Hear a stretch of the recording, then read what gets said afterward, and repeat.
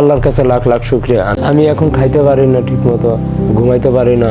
এই ঢাকা থেকে জায়গা অনেক দূর দূর থেকে বাসায় গিয়া মানুষ বয়ে থাকে, মানে বাসায় গিয়া যে একটু শান্তিতে ঘুমাবো এই জিনিসটারও ভাবও নেই, মানে খুব সমস্যায়। আমার লাইফে আমি অনেক কষ্ট করেছি। আমি যেমন ধরেন ছোটবেলায় আমি রিক্সা চালাইছি কেন, আমার আব্বু আম্মুর মুখে ভাত তুলে দেওয়ার জন্য।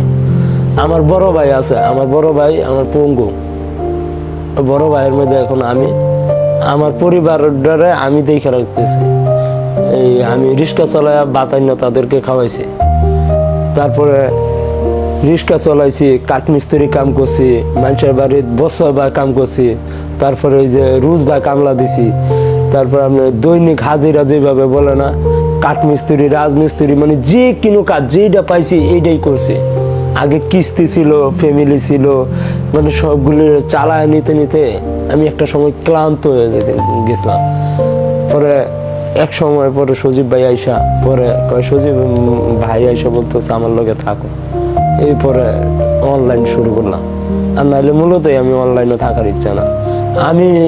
আমার তো লেখাপড়া করতে পারি নাই। আমি 10 বছর যেগুলা বয়স ওই বেলার থেকে আমি কাজ করি আর কি, কাঠমিস্ত্রি কাজ, যে কোনো কাজ পাইলে করতাম।